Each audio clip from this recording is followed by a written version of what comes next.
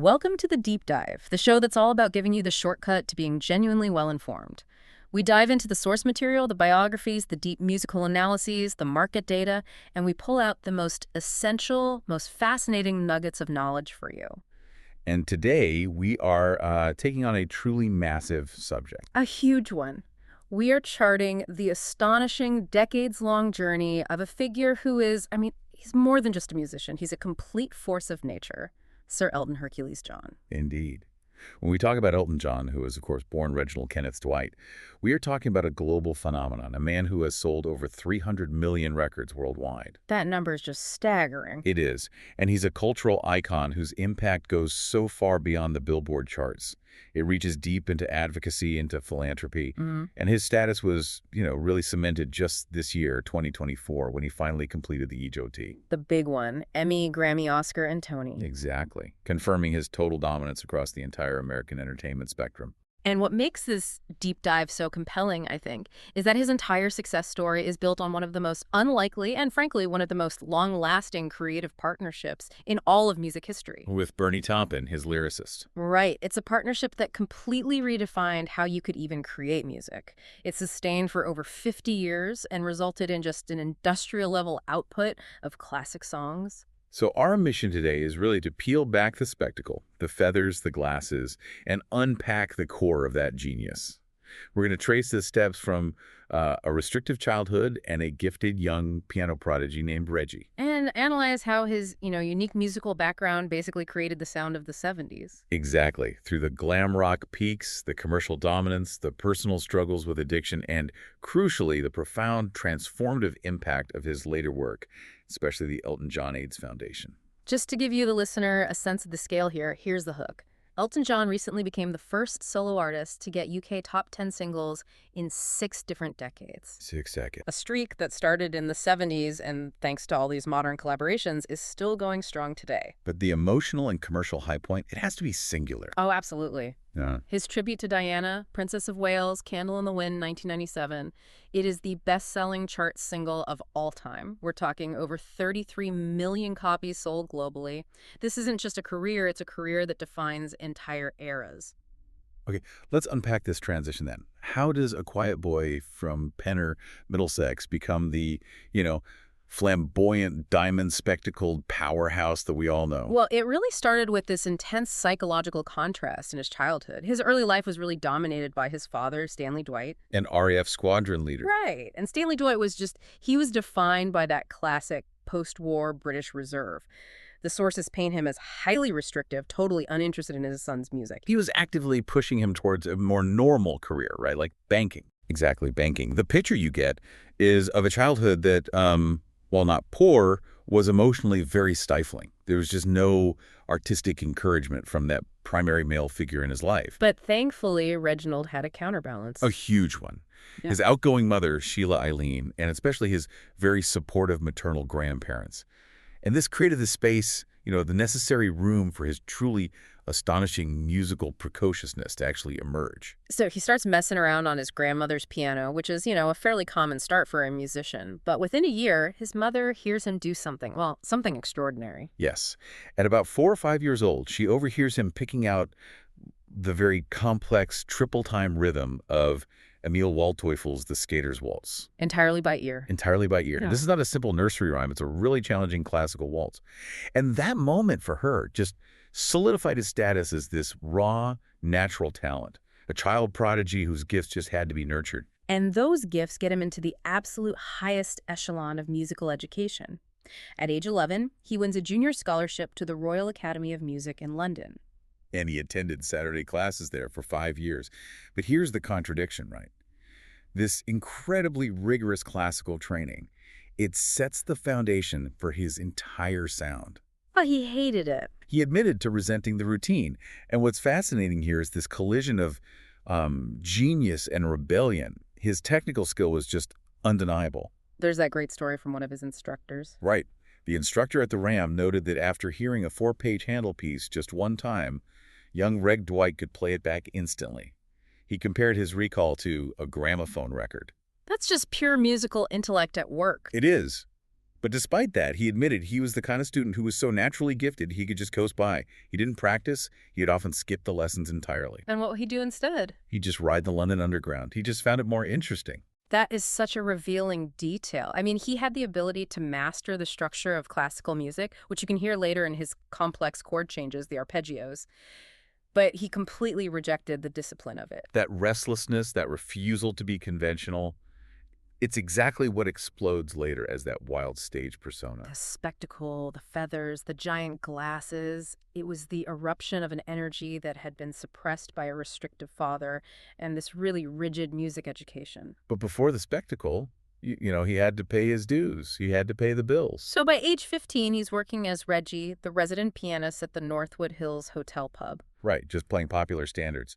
And that experience, playing to a live, non-academic audience, that was the other half of his musical education, the practical populist side. Which leads him to his first professional band in 1962, Bluesology.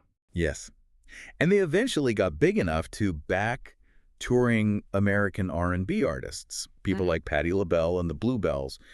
This exposure, this immersion in American R&B, soul, gospel music, that, alongside his classical training, is the core creative fusion that defines Elton John. Absolutely. You just have to think about that combination. The structural complexity of Bach and Handel layered over the driving, passionate rhythm of someone like Little Richard and gospel music. That is the engine of the Rocket Man sound right there. But the true genesis of the global icon, that happened in 1967, when that engine finally found its fuel. Its lyricist. Bernie Taupin. And the beginning of the John Taupin partnership is genuinely bizarre. I mean, it's so strange.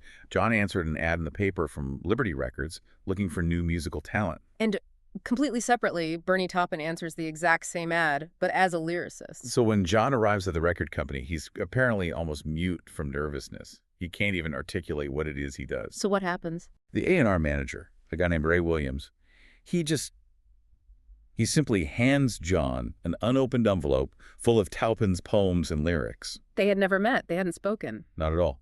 John just takes the lyrics home, puts music to them, sends them back to Taupin. And that was the start. And that immediately established their, revolutionary, totally non-confrontational, and astonishingly efficient writing method. A method that's lasted over 5 decades. They work entirely separately.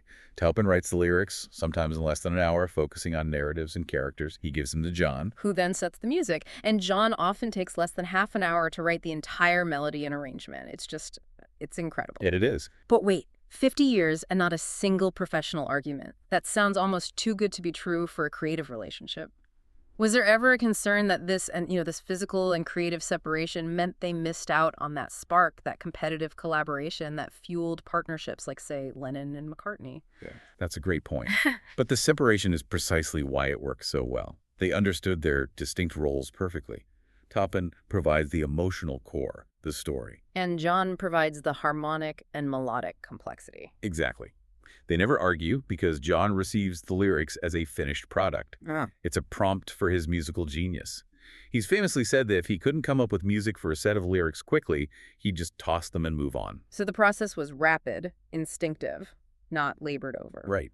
This separation just removed all that competitive, argumentative friction that so often derails creative partnerships. It created this industrial-level output that was incredibly harmonious. It sounds less like two musicians collaborating and more like a high-performing creative supply chain. But before that supply chain could fully kick into gear, Reginald Dwight needed an image to match the magnitude of the songs. And so the transformation was literal. Reginald Kenneth Dwight officially became Elton John, a name he chose as a homage to 2 of his Bluesology bandmates. Saxophonist Elton Dean and vocalist Long John Baldry. That's them. The name change was legally cemented in 1972, but he added a middle name that is, it's maybe the most hilariously anti-spectacle reference possible. Hercules. And it's not named after the Greek hero. No, it's after a horse in the popular British sitcom Steptoe and Son. It is. For a future knight and companion of honor who would perform for presidents and royalty.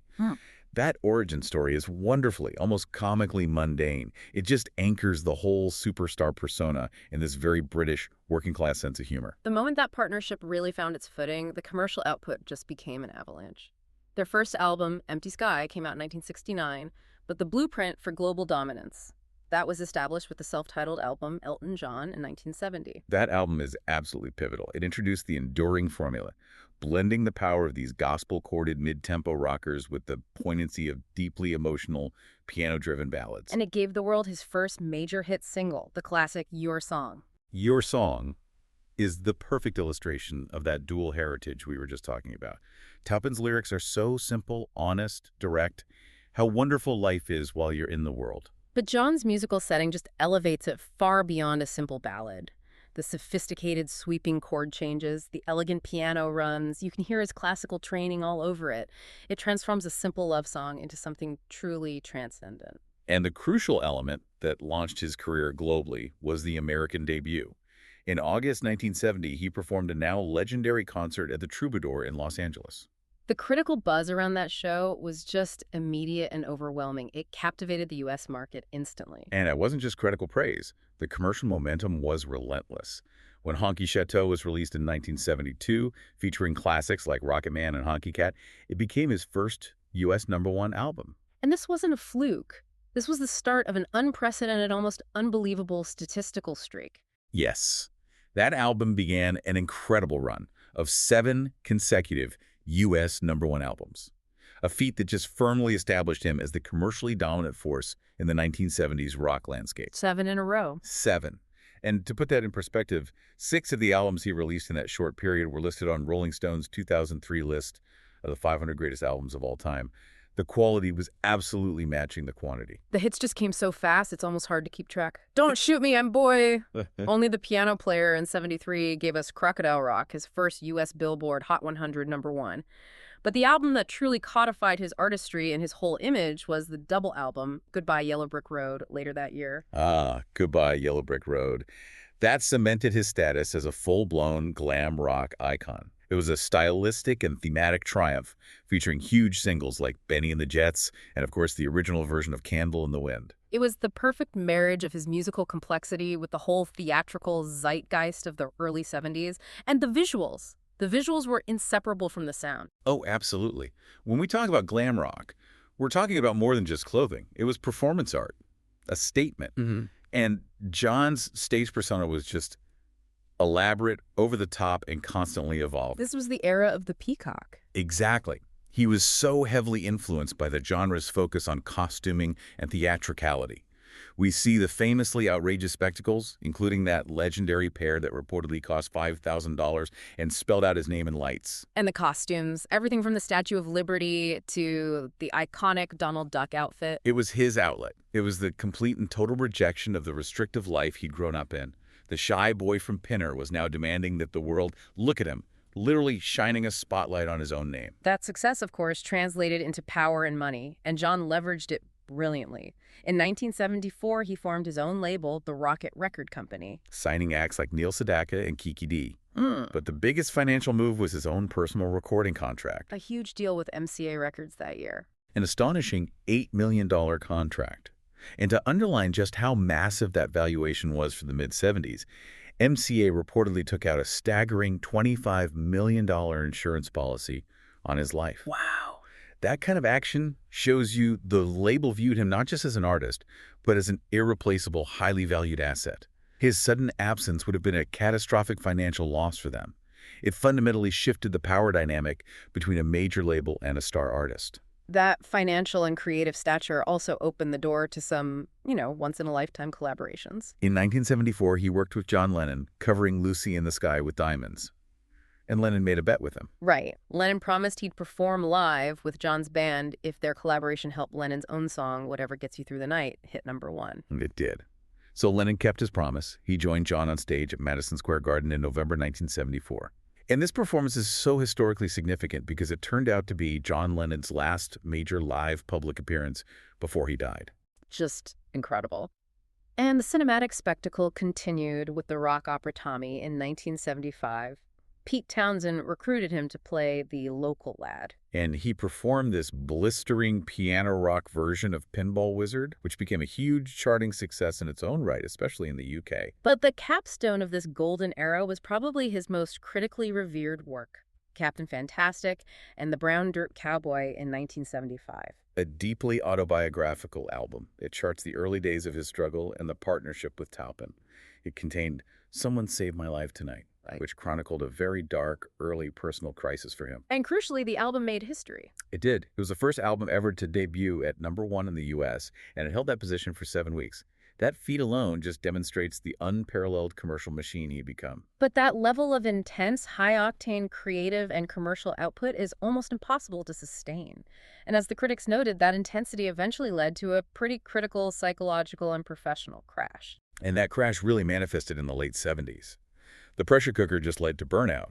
And in November 1977, John announced a temporary retirement from performing. He scaled back his collaboration with Taupin, right? He did.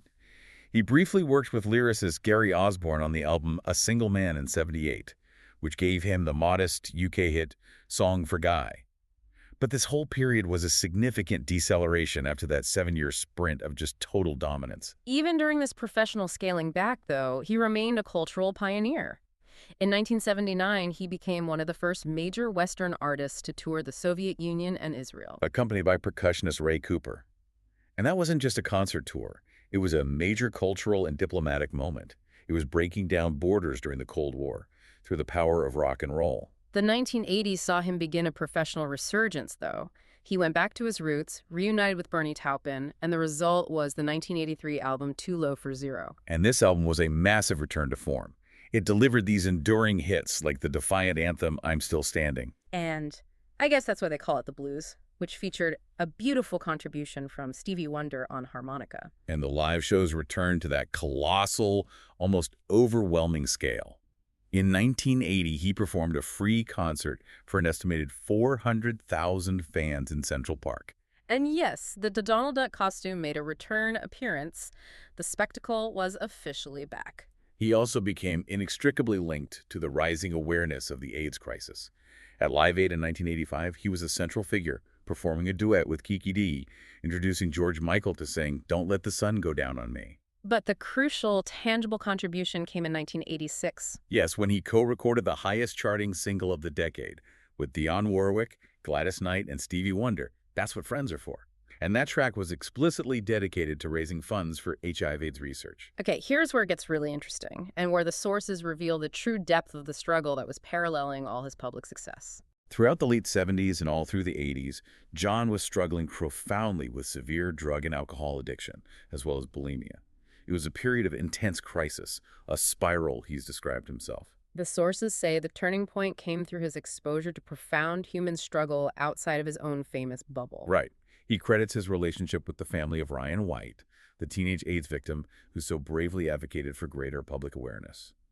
He credits that relationship with helping him recognize the severity of his own situation and forcing him toward recovery. And thankfully, he has been clean and sober since 1990. That journey toward sobriety then profoundly impacted his next creative chapter. His 1992 album, The One, was the first he recorded entirely sober. He spoke really openly about how difficult that transition was. He admitted he was so used to the haze of alcohol or drugs defining his creative process. So making The One was really an act of sheer creative grit. He was proving to himself and to the world that the genius wasn't dependent on the addiction. Exactly. And this album marks a real thematic shift toward clarity and deeper emotional honesty, which really paved the way for his work in musical theater. And what a shift that was. His transition into musical theater in the mid-90s was effectively the beginning of a second, massively successful career for him. In 1994, he partnered with lyricist Tim Rice for the music of the Disney animated film The Lion King. That partnership was just pure gold. He won an Academy Award for Can You Feel the Love Tonight, which became this timeless standard. And the soundtrack itself was a commercial monster, certified diamond by 1999 for selling 15 million copies. And he didn't just write pop songs for a movie. He wrote these enduring theatrical anthems that adapted beautifully for the stage production. He immediately followed that success into the pure Broadway sphere with Ada in 1999, again with Tim Rice. And that resulted in him winning the Tony Award for Best Original Score and a Grammy for Best Musical Show Album. He was now fully established as a theatrical heavyweight. But perhaps his most personally resonant theatrical success was Billy Elliot the Musical in 2005. He said he was moved to write the music for that story after identifying so deeply with the main character, a sensitive boy from a challenging, non-artistic background, fighting to pursue his passion. That show was an international sensation. It ran for 4,566 performances in London and generated over $800 million globally. It just proved his theatrical appeal extended way beyond the Disney brand. As the 90s wore on, however, another tragedy struck, bringing his professional and personal life into this really painful focus. The death of his friend, designer Gianni Versace, followed just weeks later by the death of Diana, Princess of Wales, in August 1997. The collective grief was just immense, and John, who was a close friend of Diana's, knew he needed to contribute something meaningful. So he asked Bernie Taupin to revise the lyrics of their 1973 track, Candle in the Wind. Which was originally about Marilyn Monroe. Right, and Taupin completely reworked the lyrics to reflect the England's Rose narrative. And the result was just. It was a piece of cultural history. He performed the rewritten version Candle in the Wind 1997 only once, live at Diana's funeral in Westminster Abbey. And that singular performance was the catalyst for the single becoming the best-selling chart single of all time. We have to reiterate those staggering figures because they're more than just sales data.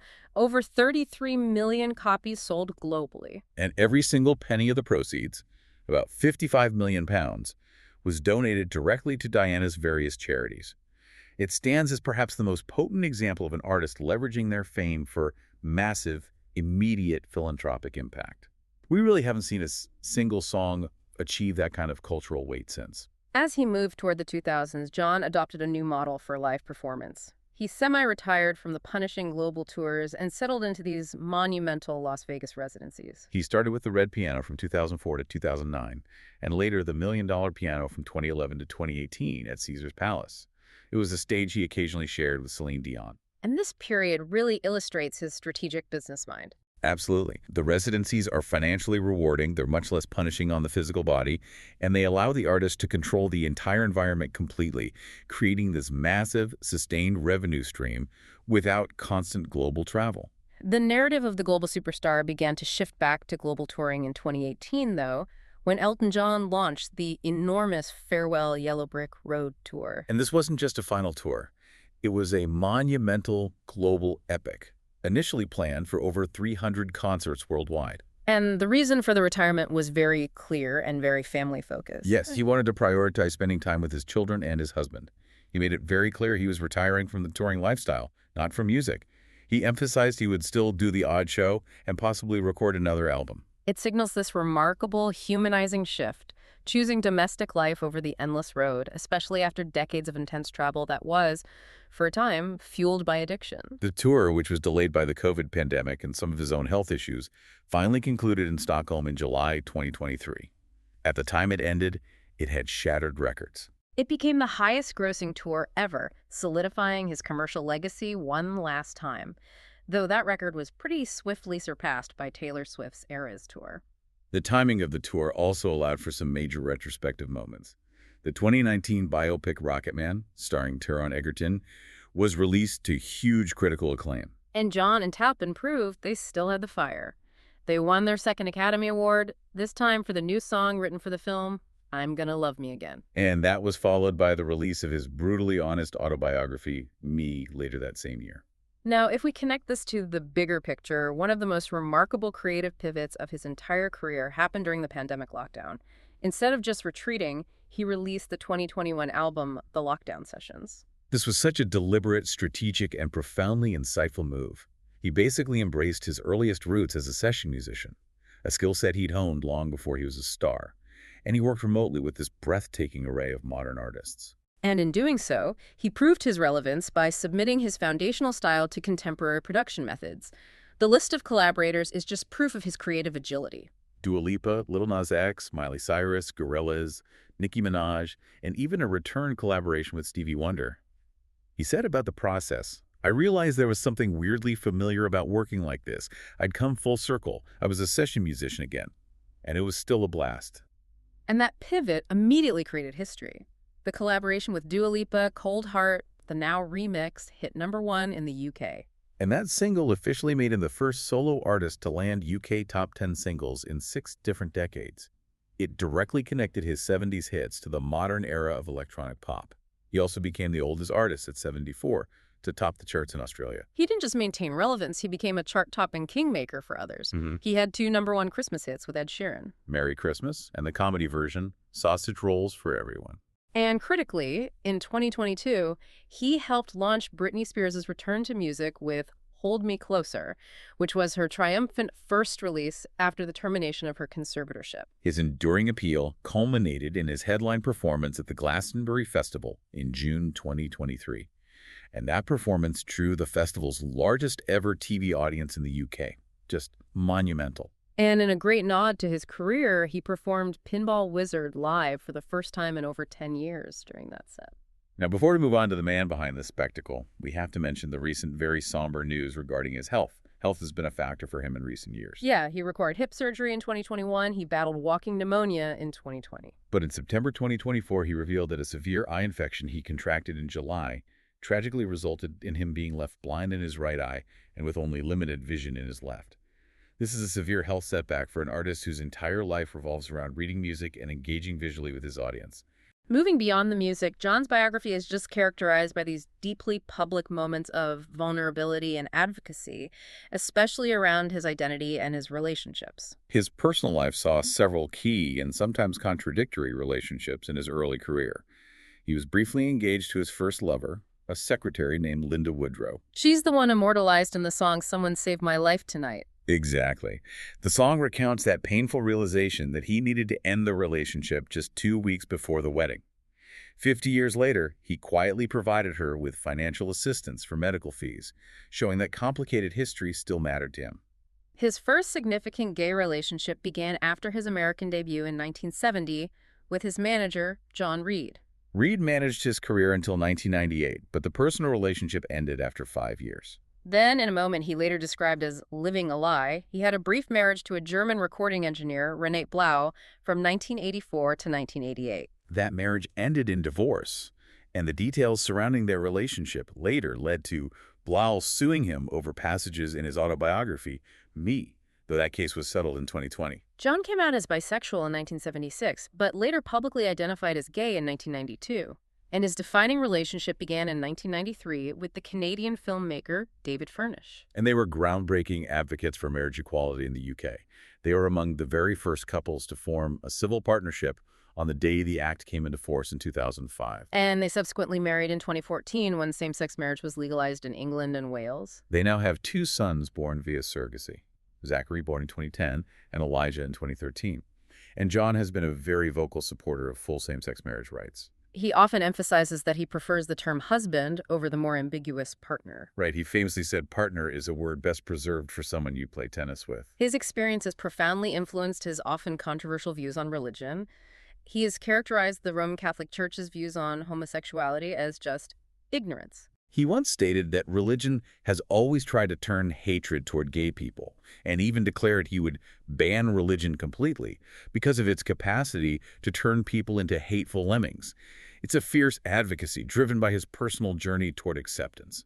And this raises a really important question. How does an artist translate that immense personal struggle and passion into a global life-saving organization? For Elton John, the answer is the Elton John AIDS Foundation, or EJF, which has become a core element of his identity, really beyond the music. The foundation was founded in 1992, directly following the tragic deaths of 2 close friends. The Youth AIDS spokesman Ryan White in 1990, and his fellow music titan Freddie Mercury in 1991. Those losses provided the profound emotional focus he needed to channel his immense energy and influence into advocacy. It connected his own recovery from addiction to a larger, life-saving mission. The scale of EJF's impact is just staggering. Since its inception, the foundation has raised over $600 million for HIV-related programs in 55 countries. It funds prevention, works to eliminate prejudice, and provides essential services. And his ability to leverage his celebrity for fundraising is just unparalleled. His annual Academy Awards party has become one of the highest-profile Oscars events in Hollywood. It's raised over $200 million alone since it began. And his annual white tie and tiara ball has consistently raised millions more. It demonstrates a level of sustained fundraising power that very few other celebrities can match. Even just recently, in 2023, EJF donated $125,000 via United 24 to purchase vital biochemistry analyzers for Ukrainians living with HIV. And beyond philanthropy and music, we can't overlook his other great passion, football. John's long-term association with Watford Football Club provided this grounding, local element to his celebrity. He became chairman and director in 1976, investing large sums of his own money to help the club rise 3 divisions into the English First Division. And while he stepped down as chairman in 2002, he's still the honorary life president. They even named the Sir Elton John stand at Vicarage Road in his honor. A tribute he called one of the greatest days of my life, which suggests that local communal recognition meant just as much to him as the global stardom. Financially, his success has resulted in an estimated fortune of around $320 million as of 2019. This wealth supported some famously extravagant tastes. The sources note he admitted to spending a truly mind-boggling £293,000 on flowers alone in a 20-month period. Flowers. He is also a very serious patron of the arts. He owns one of the world's largest and most significant private photography collections. His political engagement has been consistent, though sometimes bipartisan in its effect. While he generally identifies as Labor Democrat and supported Hillary Clinton, he's been very critical of Brexit's impact on touring musicians. And interestingly, despite once calling President George W. Bush the worst thing that ever happened to America, he later praised Bush as the president who had done the most globally to combat AIDS. It demonstrates his ability to separate the political platform from the humanitarian action. Absolutely. Yeah. And that work earned him the National Humanities Medal from President Joe Biden in 2022. Finally, John is still completely unafraid to stake out controversial public positions, even now. In December 2024, he went public with his strong opposition to cannabis legalization, calling it one of the greatest mistakes of our time, and citing his own past struggles with drug addiction as the reason he felt compelled to speak out on it. And illustrating his stance against modern media chaos, in December 2022, he publicly left Twitter, or X, over concerns that the platform was allowing misinformation to flourish unchecked. He remains a person who is willing to take a public stand on issues that affect him personally, whether it's AIDS, same-sex rights, or drug policy. So what does this all mean when we look at the sweep of this incredible career? Our deep dive really reveals a journey that's defined by spectacular transformation and duality. We saw the transition from the quiet, classically trained Reginald Dwight, whose abilities were restricted by his surroundings, to Sir Elton Hercules John, a global icon defined by unparalleled commercial success across 6 decades. And that foundational analysis of his sound, that unique synthesis of rigorous classical training and the visceral energy of American rock and roll and gospel music, that's what made him so distinctive. That musical intellect supported Bernie Taupin's populist lyrics perfectly. It resulted in a 50-year partnership that was harmonious precisely because they worked in such productive isolation. And all of that achievement is underscored by his profound, multi-million-dollar commitment to philanthropy, catalyzed by personal recovery and the fight against AIDS. It's just an incredible body of work built on endurance, reinvention, and personal growth. But it's his late career strategic genius that is perhaps the most illuminating thing for me. Indeed. John has managed to stay utterly relevant well into his 70s, not by trying to mimic youth culture, but by actively seeking out and embracing collaboration with younger artists like Dua Lipa and Lil Nas X. This process, as he described it, was simply returning to his original job, the session musician. He became the musical chameleon who could pivot from writing Tony Award-winning Broadway scores to topping the charts by submitting his foundational piano and voice to contemporary electronic and rap production. So what does his deliberate ability to return to that simple, foundational session musician mode late in his career tell us about the true nature of creative genius and endurance?